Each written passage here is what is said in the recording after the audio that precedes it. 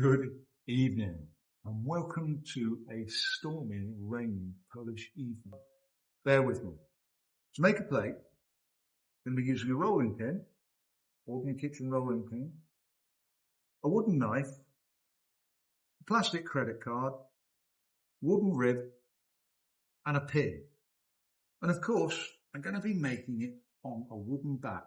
I fix my bat to the wheel using clay, but that's something I'll show you another time. So I'm going to use about 1 and a bit kilos of clay. Obviously, first job is to get our clay nice and set. Always just a bit of water, let my hands slip, and as you know, the easiest way to center the clay is to cone it up and push it down a few times. Just gently persuading the clay to sit nicely in the center of our wheel head. Okay, I'm going to go once more. Cone up the clay.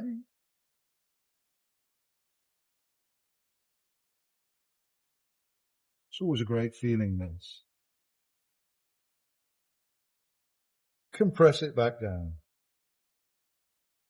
And we should have, at this point, a nice centralized lump of clay. Okay. So clean my hands. Clean the plate. So once we're central, again, standing, we're just going to compress the clay down, push it down, and I'm just going to let the clay spread out across the bat. I'm aiming here to get my clay to about 1.5 centimeters thick. Now, once I've reached this stage, the standard practice is to compress, compress, compress. I'm going to show you a little trick here. I'm going to take my rolling pin, I'm going to get it nice and wet, and then I'm just going to push down the clay with my rolling pin. And look at that, like magic. It makes this wonderfully flat disc of clay. And it's all compressed. So, at this point, I'm going to take my pin tool and I'm just going to measure my clay. I'm about 1.5 centimeters already. I'm just going to use my rolling pin and I'm just going to compress it down a little bit more. And then, when I'm sure that I think I've compressed the clay enough, I'm going to discard the rolling pin. And I'm going to take up my trusty wooden rib. And I'm going to use that just to compress the clay some more.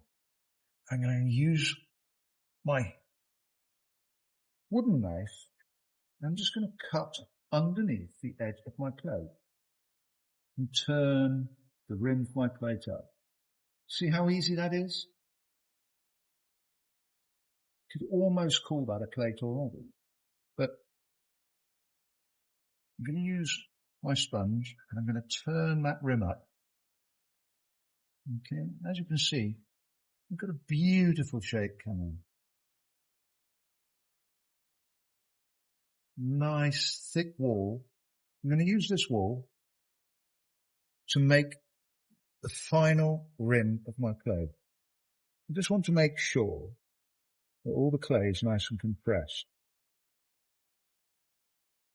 Okay. When I'm happy, all I'm going to do is I'm going to go into the corner here with my rib, or indeed with the plastic card, yeah? Whatever works for you. Plastic's nice and flexible. But this one, I've got a lovely corner cut into it.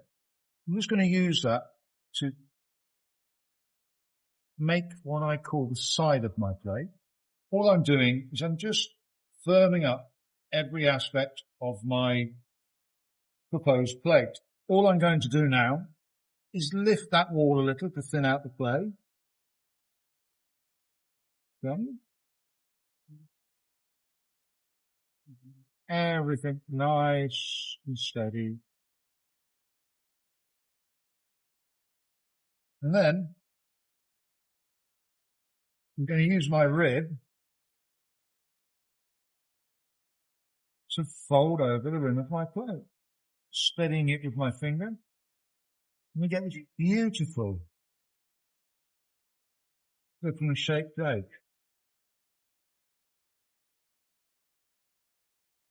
I mean, look at that. What more could you ask for?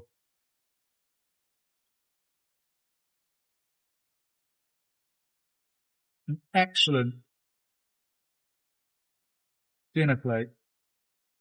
Just thinning out the rim here a bit.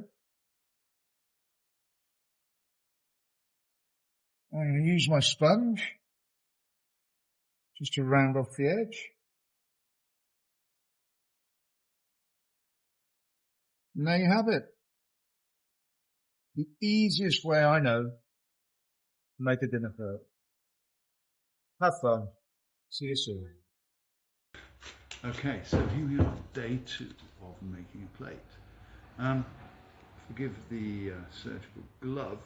Unfortunately, I managed to cut my thumb doing some gardening yesterday. So red clay and open wounds don't mix, so today is a surgical glove.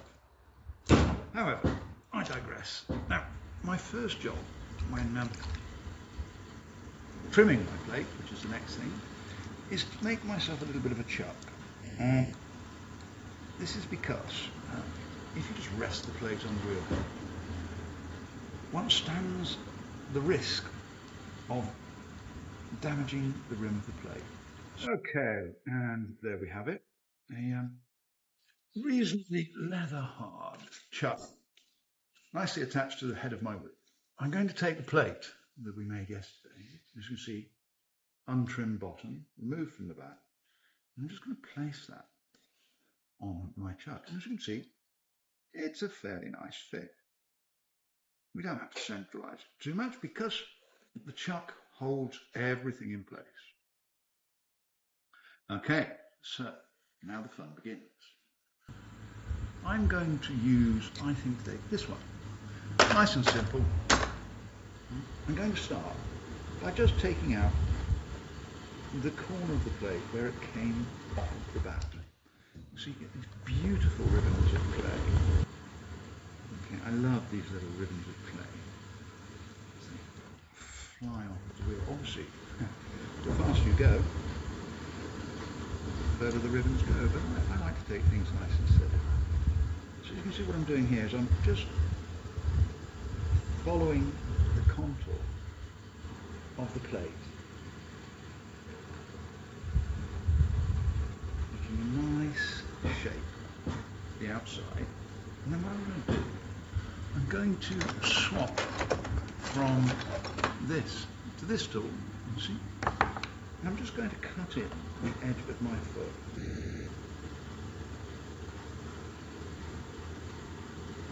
See how easily that is? I use my fingers all the time just to feel how the clay is. A smaller tool, similar to this one, just small. I'm going to use that just to go in and take off any lumps and bumps that I don't want on my plate. Okay, and you can see already we've got a really nice shaped plate beginning to form. I'm going to use this tool again, and I'm going to go into the middle. I'm just going to cut a bit of a gouge in there like so. And then I'm going to work slowly but surely towards the outside of my plate, and I'm going to leave about 5 millimeters of rim. Okay, and then I'm going to take this tool, the straight edge here, make sure it's nice and clean. And I'm going to go in and I'm going to remove those ridges I've just created. It's really quite a cathartic action to see those ribbons of clay coming away from the bottom of the plate, leaving a nice smooth surface. By creating this beautiful footprint,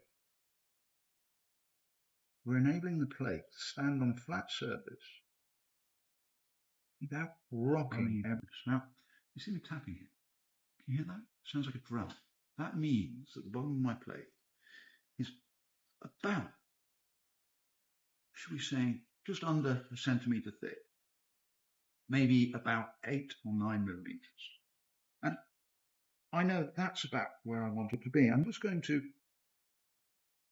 take a little bit off each corner of this foot, because I don't want to leave any hard edges. And then finally, I like to take a little bit out of the centre of here, and this gives me a really nice space to add my maker's mark. So yes, I like these tools for putting my maker's mark on. As you can see, a little rounded end to that needle, and this one here. So first of all, put in my initials.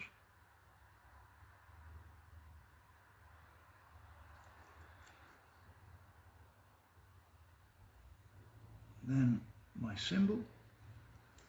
And finally, I just use the ball of this to terminate the ends of all my lines. I think it just makes it a little bit neater. And of course, you will develop your own signature.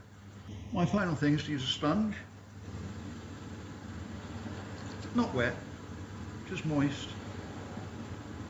I'm just going to go over the surface very quickly, make sure there's no rough edges. And there you have it. The making of a plate.